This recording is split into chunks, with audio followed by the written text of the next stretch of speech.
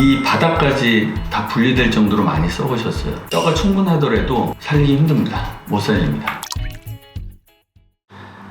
안녕하세요. 포인트원 치과 원장 원기욱입니다. 여러 곳에서 자기 치아를 살리시려고 하는 간절한 마음을 갖고 저희 치과를 내원하시는 환자분들이 많이 계십니다. 멀리서 많이 오세요. 그런데 저도 죄송하고 안타까운 그러한 경우들이 많이 있습니다. 그 얘기는 살리려고 오셨지만 이미 살릴 수 없는 상황인데도 불구하고 오신 그런 환자분들을 말씀을 드리는 겁니다. 그래서 사실 이 영상은 그런 분들을 위해서 오실 때 내 상태가 이렇다라고 하면은 저희 치과에 오실 필요 없이 근처 치과에서 발치하고 임플란트를 하시면 된다라는 취지로 괜히 빈발 그럼 하시기가 제 입장에서는 너무 죄송하고, 물론 뭐 그런 분들은 감사하기도 하고 죄송하기도 해서 칫솔 세트나 이런 거 드리긴 하지만 그걸로 어떻게 뭐 그런 상실감을 보상하겠습니까? 기본적으로는 머리가 썩거나 뭐 그런 경우는 어느 정도 살릴 여지가 있습니다. 뿌리가 이렇게 나눠져 있는 연결 부위 이하로까지 썩어서 뿌리가 분리되어 있다, 그런 경우는 살릴 수 없습니다. 그리고 가장 이제 많은 분들이 뿌리를 잡고 있는 잇몸뼈가 있잖아요. 치조골이 있는데 이 뼈가 다 내려가서 뿌리가 아니라 뿌리 주변에 뼈가 까맣다, 그 얘기는 뼈가 없다는 얘기입니다. 주변이랑 비교해보면 알 수 있겠죠. 주변 조직은 좀 더 하얗고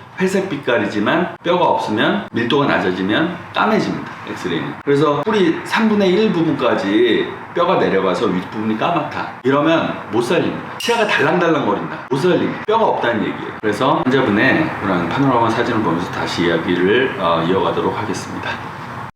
네, 멀리서 오시는 분들을 위해서 이 영상을 찍습니다. 제천에서 오신 분입니다.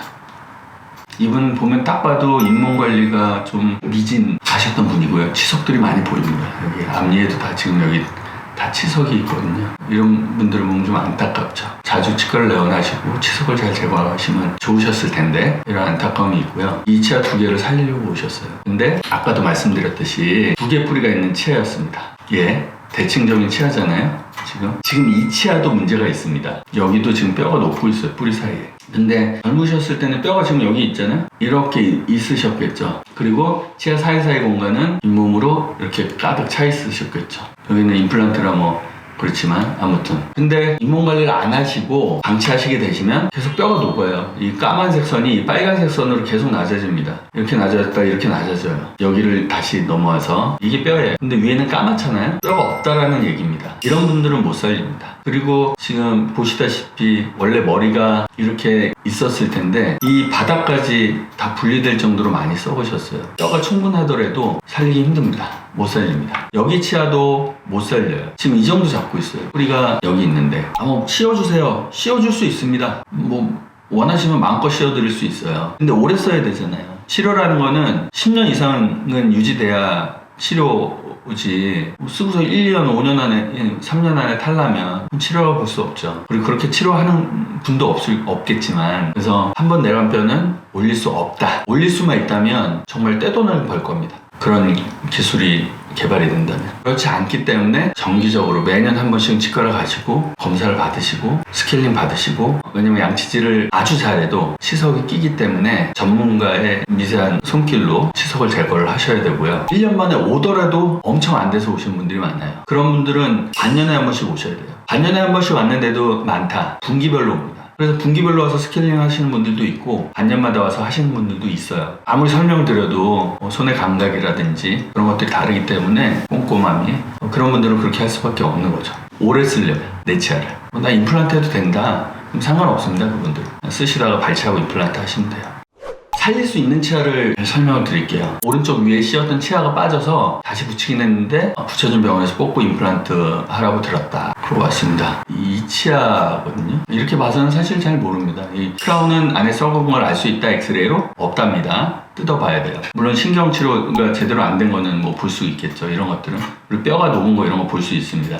하지만 크라운 안에 썩은 정도는 볼 수가 없어요. 근데 전에 붙일 때 많이 썩었다니까 많이 썩었겠죠. 뜯어보니 이런 여러 각도에서 뭔지 잘 모르겠죠. 막 이렇게 변색도 되고 막, 이건 레진 이제 코어 좀 남은 거고요. 여기 있고 여기서부터 여기까지 좀 있네요. 여기는 별로 없고 거의 이 정도 있어요. 사실 반 있습니다. 반.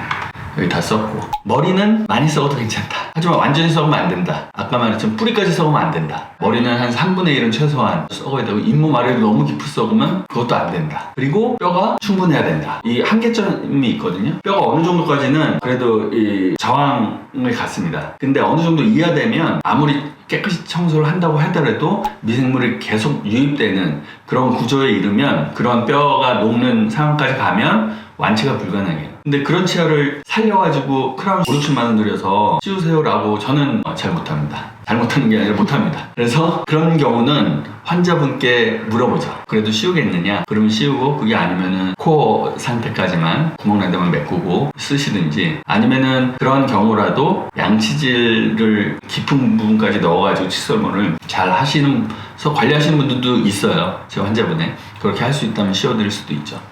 살릴 수 있는 분, 이게 충치인데요. 지금 잇몸 깊이 썩으셨어요. 이분은 왼 끝쪽에 어금니인데 썩으셔서 엑스레이 찍어보면 뼈가 여기 있는데 여기까지 이제 썩으셨잖아요. 뼈가 이 입체 약간은 기울여서 찍어서 여기가 아닐 겁니다. 조금 더 아래일 것 같긴 한데, 아무튼 굉장히 깊게 썩은 분이에요. 근데 똑같이 잇몸 뼈가 많이 잡고 있죠. 기본적으로는 잇몸이 좋아야 됩니다. 잇몸이 무너지면 못 살려요.